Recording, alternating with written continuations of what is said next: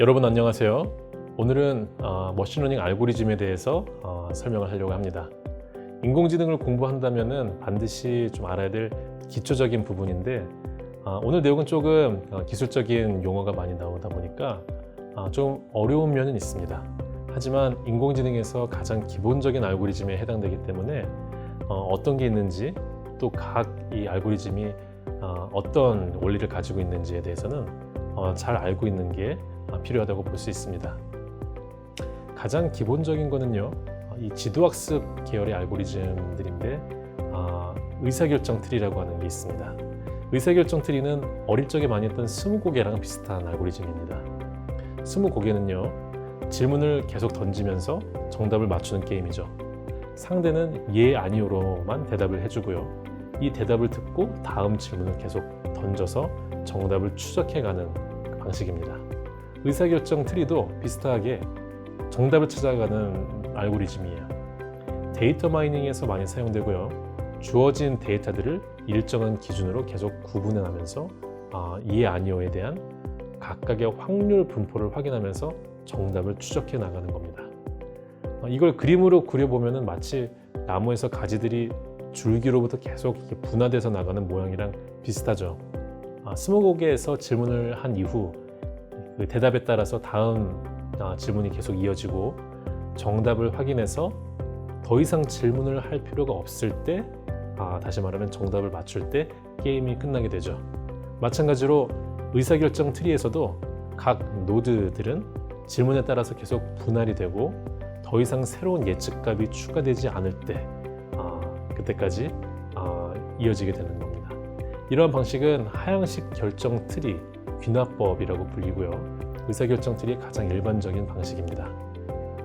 의사결정 트리는 간단한 설명만으로 결정 과정을 이해하는 게 쉽다는 장점이 있습니다.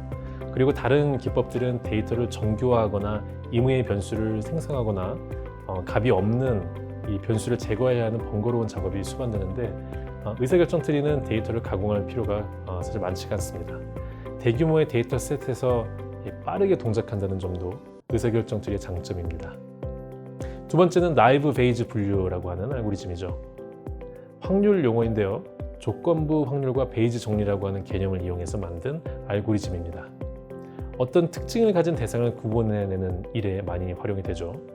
이메일에서 스팸 메일인지 아닌지를 분류하는 데에도 쓰이고요. 사용자가 좋아하는 스포츠 뉴스를 따로 구분해 주는 것도 가능합니다. 문장이 긍정적인 내용인지 부정적인 내용인지 구분하기도 하죠. 얼굴 인식 시스템에도 쓰입니다.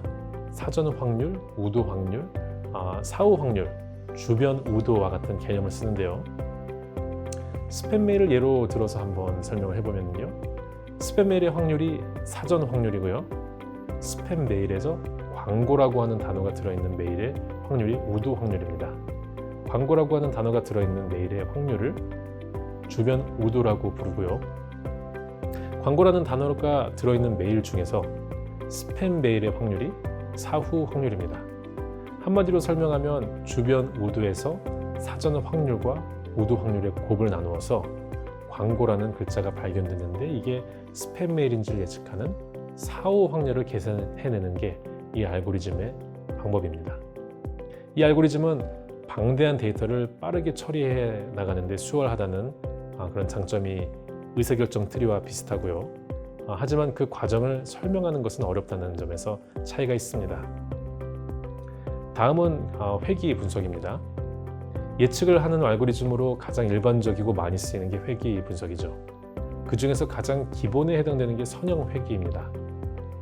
선형 회귀는 사람의 키나 회사의 매출처럼 연속적으로 이어지는 변수를 예측하는 데 쓰이는 기법입니다. 최소 자승은요, 선형 회귀를 수행하는 방법이라고 보면 됩니다. 나이에 따른 이 키를 점으로 찍어 보면요, 나이가 많아질수록 키가 점점 커지고 그랬다가 다시 나이가 너무 많아지면 다시 키가 줄어드는 패턴이 보이게 되는데요. 이 패턴을 선으로 그리는 건데 가장 패턴을 잘 반영하는 선, 다른 말로 하면 실제 데이터들과의 이 격차가 적게 그리는 선이 바로 최소 자승 회귀선이 됩니다. 선을 그렸을 때 이 모든 이 점들, 각 점들과 이 선과의 거리가 있죠. 이 거리의 제곱의 합이 가장 작은 선이 패턴을 가장 잘 설명한다. 이렇게 이야기해서 이 선을 구하게 되는 겁니다. 이 회귀선을 구하게 되면은요, 물론 여러 가지 변수를 함께 고려해야 하지만 나이에 따른 키를 예측하는 모델로 활용할 수 있게 되는 겁니다. R&D 투자 대비 매출 성과를 예측하거나 고객 방문 데이터를 토대로 제품 수요를 예측하는 이런 종류에도 쓸 수 있습니다. 다음은 로지스틱 회계입니다. 회계 분석의 종류가 굉장히 여러 가지가 있지만 머신러닝에서 많이 쓰이는 또 다른 회계 분석은 로지스틱 회계입니다. 종속 변수, 즉 결과가 두 개인 이항 변수를 모델링하는데 강력하게 쓰일 수 있는 통계 기법입니다. 로지스틱 회계 역시 예측을 필요로 하는 일에 많이 쓰이지만 분류, 클래시피케이션 이런 스킬이 필요한 작업에 많이 쓰이고 있습니다. 의사결정 트리처럼 속도가 빠르고 대량의 데이터를 처리하기에 적합한 알고리즘이고요. 설명이 용이하다는 특징이 있습니다. 다음은 랜덤 포레스트입니다. 랜덤 포레스트는 정교한 분류 스킬을 구현하는 데 많이 쓰입니다. 이거는 앙상블 학습 방법의 일종입니다. 앙상블 학습이라고 하는 거는요, 분류 기준이 설정되어 있는 알고리즘을 통해서 데이터를 학습한 후에 가중투표라고 하는 방식을 통해서 예측을 하는 그런 종류입니다.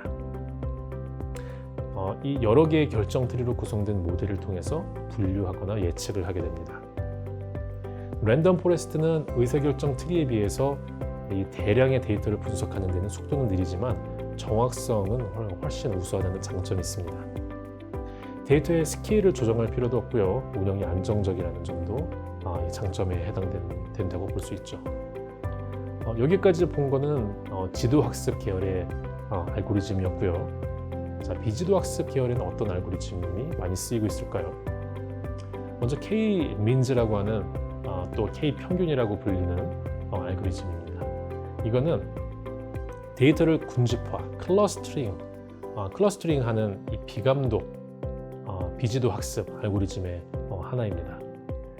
군집화는 이 동일한 그룹, 일종의 클러스터라고 불리는 이 동일한 그룹의 개체가 다른 그룹의 개체보다 서로 비슷하도록 개체 집합을 그룹화하는 작업입니다. 끼리끼리 묶는 작업이라고 볼 수 있습니다. 이 중 가장 흔히 쓰이는 기본적인 알고리즘이 바로 지금 설명드린 K-평균입니다. 아주 간단한 방법인데요. 이 지정된 클러스터의 개수를 지정을 하면은 그만큼 데이터를 그룹핑을 하게 됩니다. 한 클러스터 내의 데이터들은 유사한 성질을 갖게 되고요. 다른 그룹에 있는 데이터들과 구별이 되도록 나누게 되는 거죠.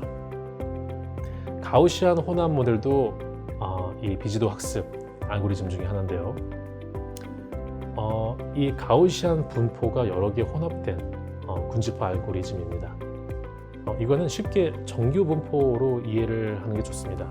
가우시안 분포라고 하는 게 정규 분포로 이해를 하는 게 좋고요. 우리가 현실을 보면은 하나의 가우시안 분포로 설명하기 어려운 경우가 많습니다. 가우시안 분포는 하나의 평균을 중심으로 하나의 집단이 모여 있다는 것을 가정을 하는데요. 현실은 다양한 집단이 섞여 있고 또 준평균에 해당되는 부분들도 많죠. 이런 경우는 여러 개의 가우시안 모델을 섞어서 표현하면은 가능해진다는 그 속성이 있죠. 이걸 반영한 게 가우시안 혼합 모델입니다. 현실에 존재하는 여러 개의 확률 분포를 혼합해서 표현하는 건데요. 몇 개의 데이터 확률 분포를 혼합할 것인지는 사용자가 지정을 하고 이 개수에 맞춰서 모델이 만들어지게 됩니다. 자, 오늘은 이 인공지능 지도학습과 비지도학습을 중점으로 해서 반드시 알아야 될 이 알고리즘에 대해서 소개를 했습니다.